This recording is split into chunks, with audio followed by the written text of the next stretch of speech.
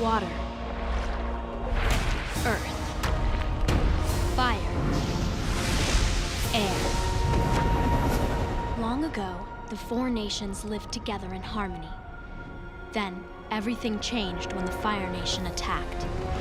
So recently something's been keeping me up at night, and it's not how much of a failure I am, that's something I've come to live with, but rather it's the injustice that the tights community has been facing in the past few years. So I am here today on behalf of the tights community to explain why they've been so underrated for so long. Now a quick disclaimer here, this isn't a hit piece on any of the other forms of legwear. I think personally they're all 10 out of 10. Now initially this was just a thought in my head, schizophrenia if you will, but then I recalled a video that I saw many years ago outlining exactly why thigh highs are superior to leggings, and after going back and giving it another watch, I've come to a lot of conclusions.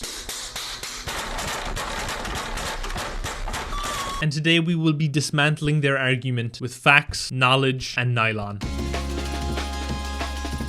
Thigh highs are superior to leggings. Now the basis for my argument is very specifically that small strip of skin. Thigh highs are so effective because of what they don't show rather than what they do. Science has proven time and time again that the absence of something then makes the thing in question far more powerful when you finally receive it. So the first point here is that thigh highs include something called Zetai Ryugi, or absolute territory, and is the main argument for why a lot of people think thigh highs are superior. Now this can be applied to most legwear, with the amount of skin varying depending on the type. It's not just as simple as thigh highs versus leggings. These can be split up into many different categories: bare leg, which is of course nothing at all, ankle socks, regular socks, long socks, knee highs, thigh highs, and of course tights. From the 6 aforementioned types, tights or leggings are the only ones that do not have this. However, a point made in this video is that tights show nothing at all. This, however, is not entirely true. While yes, leggings don't show any bare skin, they're still somewhat see-through, meaning the argument of thigh highs giving you just a little bit to keep you wanting more, leggings also do the same thing, acting as if they are concealing the entirety of the leg, letting you see through just enough to keep you wanting more. These two things very much are not the same, but still have similar concepts, similar purposes, similar results.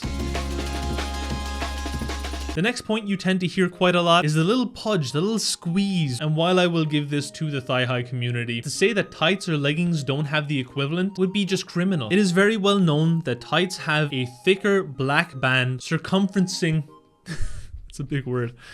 Gotta use the big words to make this video seem smart. Circumferencing the top of the leg. Much like how you have the absolute territory, you have this black band right up at the top to let you know that you're almost there. This is the promised land. This is wandering the desert for 40 days and 40 nights, just like Jesus did in search of tights. Coming across a fresh pool of water, a fresh spring, and knowing that you're gonna survive, you're almost there. Civilization, it's near. That is what this band is. While thigh highs need to rely on the skin and the pudge, tights merely utilize a slightly darker band for the same effect. This is a testament to their true power.